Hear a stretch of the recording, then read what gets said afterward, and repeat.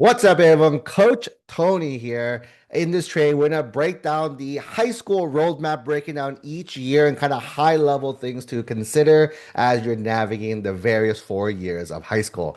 If it's a very first time meeting, my name is Coach Tony, former UC Berkeley admissions reader. I was behind the scenes, help recommending yes or no to students, former UC outreach director, helping families with the admissions process.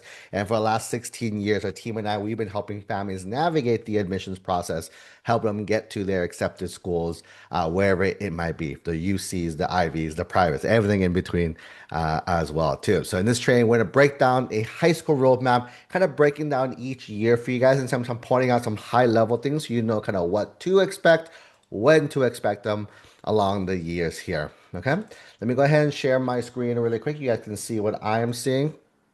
Put together a little resource over here. We call it our kind of year by year playbook.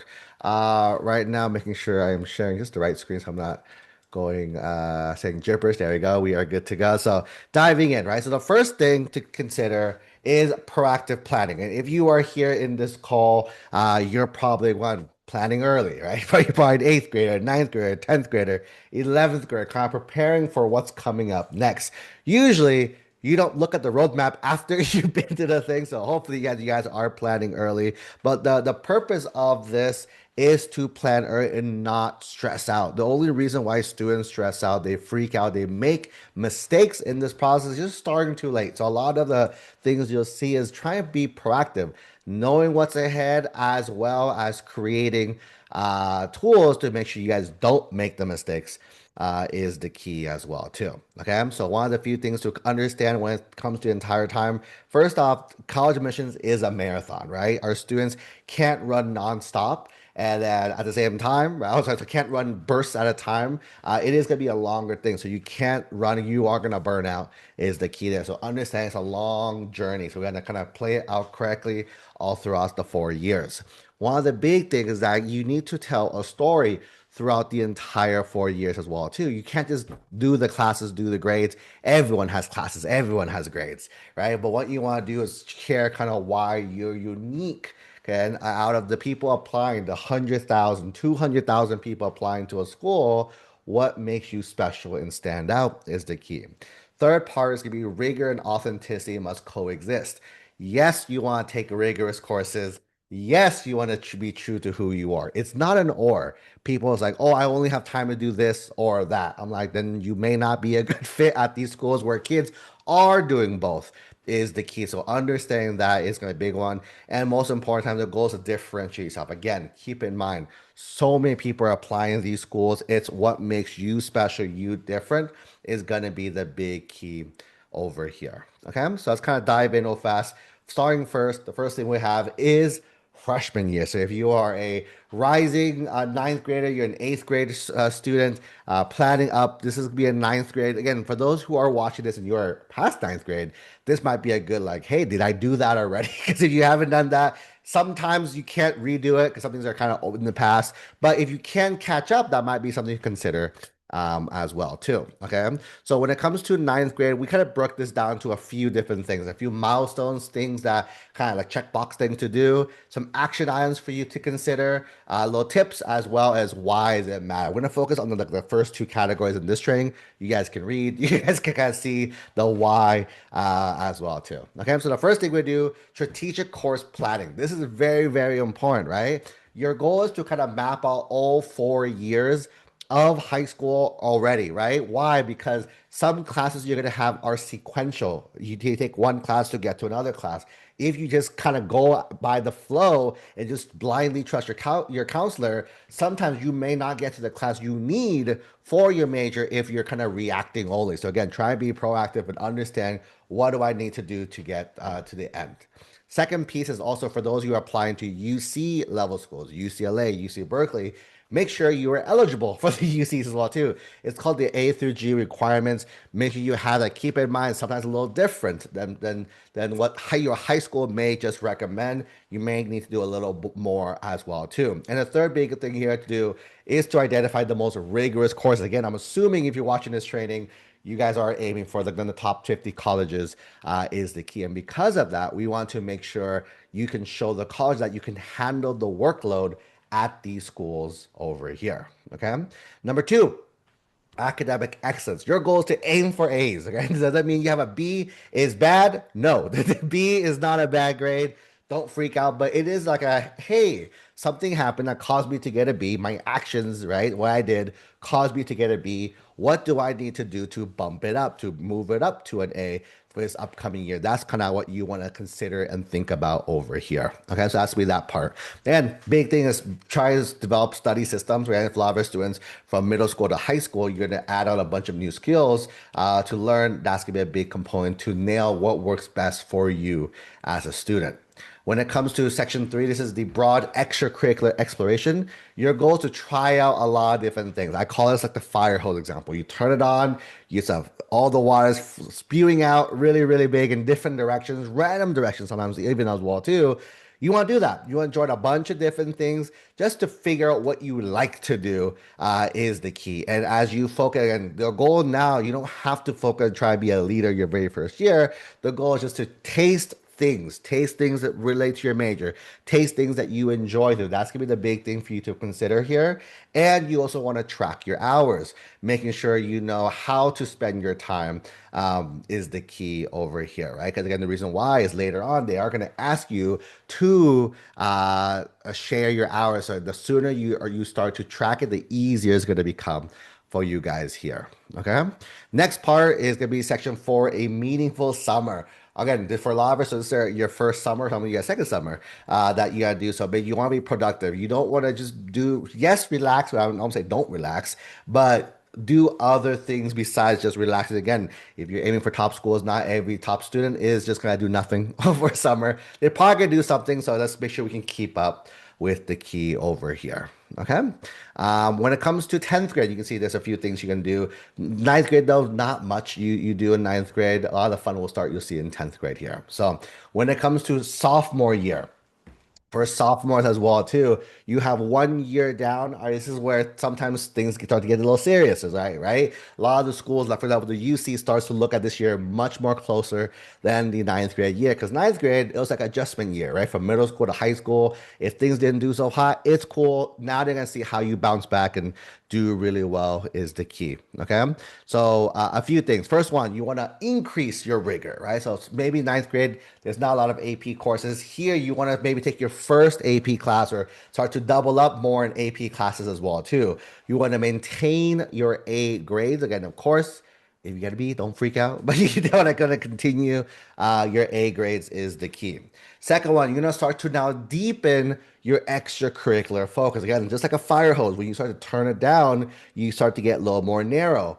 This is when you go ahead and go from a lot of activities to smaller group of activities that you're doing. And now is a good time to move from just a member to something, a contributor, to kind of sharing things in your means, small leadership roles as well too. So you're starting to kind of double dip into the categories here.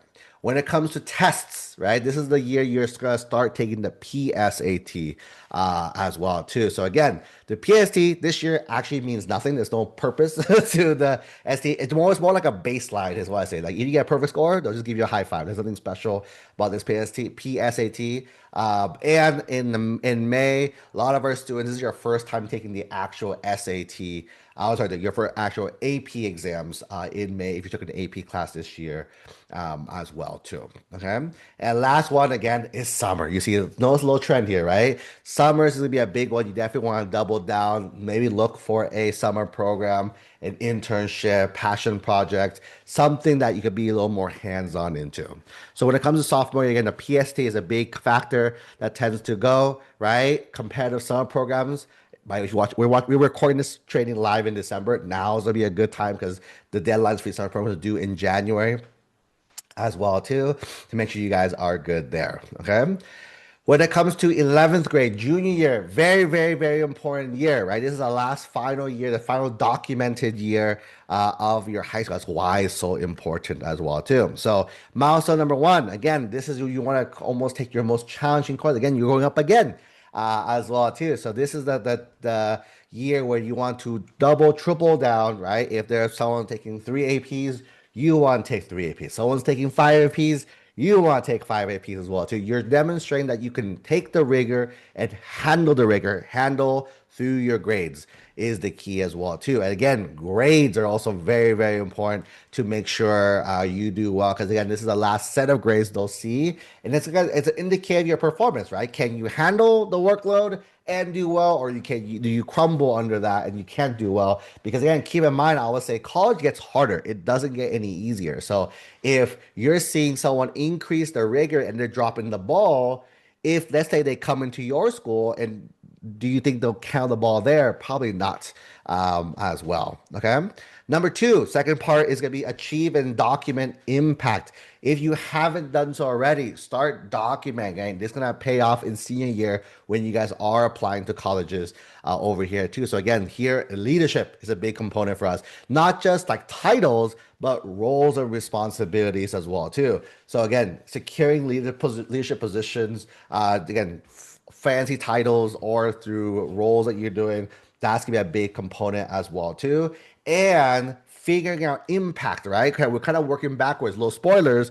College is gonna ask for you to share your activities through this format. What did you do? Not just, oh, I was president. Cool. What did you accomplish as president? That's more important to me than just the title of being president itself. Okay. Next one is gonna be your standardized tests, right? For those of you who are taking the PSAT 11th grade junior year, this is the one that matters for national merit. So this one qualifies you potentially for a full ride if you have that full ride opportunity down, is the key. It's gonna be the big one over here. And also later on, if you are taking the SAT, this is the year you would want to take the SAT as well, because again, you don't want to juggle test prep with essays, with classes, with activities senior year. So you want to kind of front finish it in this year if you can. Okay.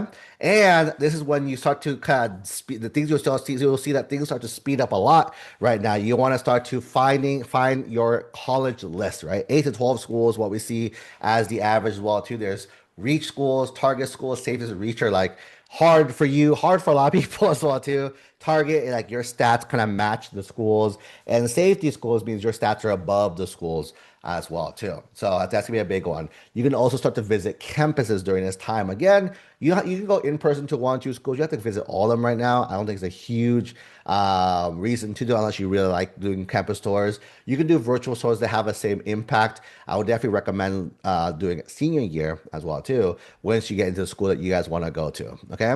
Another thing you want to do before the end of this year, you want to try ask teachers to be your letters of recommendation.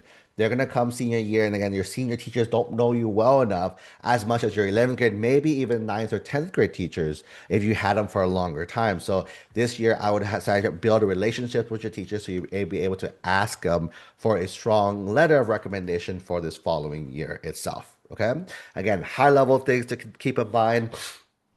Yeah, take the PSAT this year. SAT testing window is gonna be a big one as well. And like we mentioned here, your summer is gonna be an intensive summer, right? It's gonna be the last summer before senior year, so you definitely want to double down. This is the summer we have a lot of our kids work on their essays, do like your highest level of summer program, highest level of anything. That's what happens usually during this summer. It's the key to again, of course, take a break, enjoy, go on a quick little vacation with your family, but also make sure you double down hard on the workload as well. And the last piece here today is gonna be the senior year as well too. So again, you did all the work of here, so making sure you finish senior year strong. This little section here, we talked about something called senioritis. A lot of seniors develop this. A lot of our seniors currently right now working with us, they'll probably develop this, and our goal is just gotta push it through to the end is the key. Because again, once people submit their essays and their apps, they check out. They think they're done, and they kind of neglect a lot of things, grades, classes, activities, to the point that sometimes people might get really low grades in the classes. Again, this is senioritis. Again, just hold on tight, make it through all the way to the very end, because sometimes spring semester is factored in. So if you fail a class in spring semester, even if you got accepted, there's a chance they may rescind that acceptance as well too for you guys. Okay.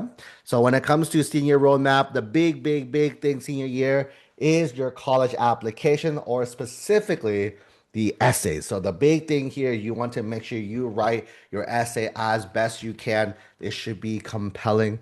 It should be authentic about you, and personal is the key of all this as well too. Again, whatever topic you're going to talk about, by the way, spoilers, I've probably read many, many, many versions of that. So don't try to stand out with your topic. Try to stand out with who you are. You, as in the student, is the key here.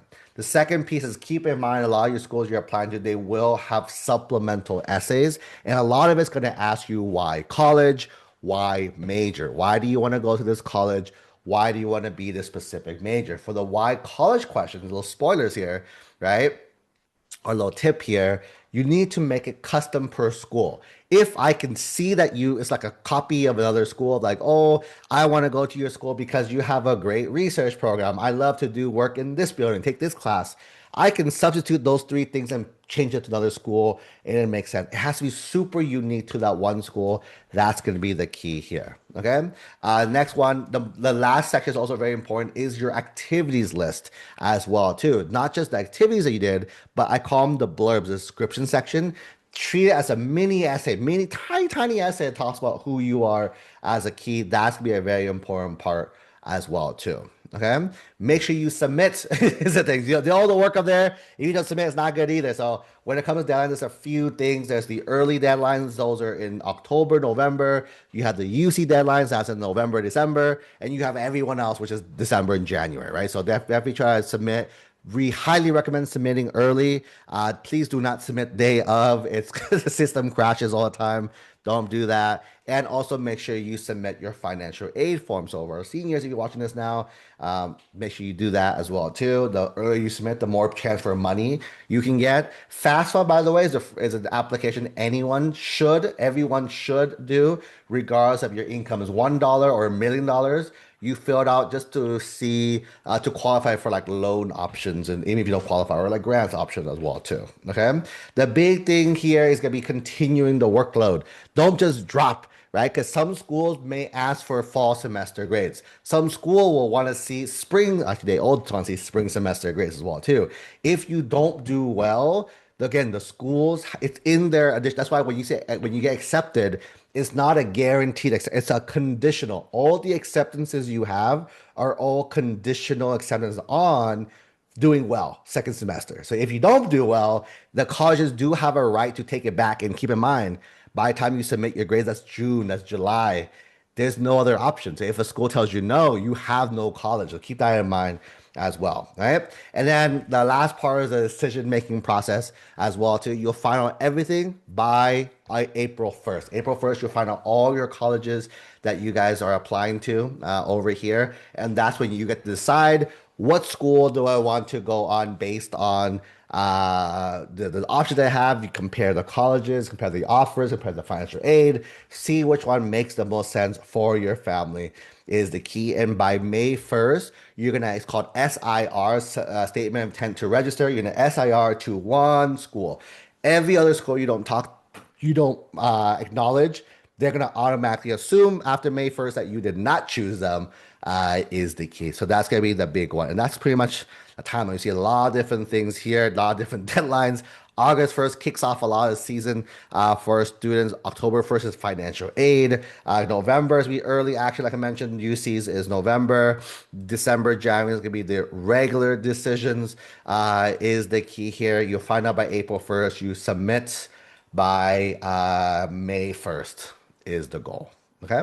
And that's pretty much a high level overview of the roadmap from ninth grade all the way to 12th grade with all the kind of key milestones that usually happens as well too. If you guys are looking for more tactical, specifically what classes to take, specifically what activities to do, we have a bunch of trainings on our YouTube. You guys can kind of go through and kind of poke through and figure out which one makes the most sense for you guys to watch as the next steps. But with that being said, that pretty much wraps up this training, and I'll see you guys on the next one.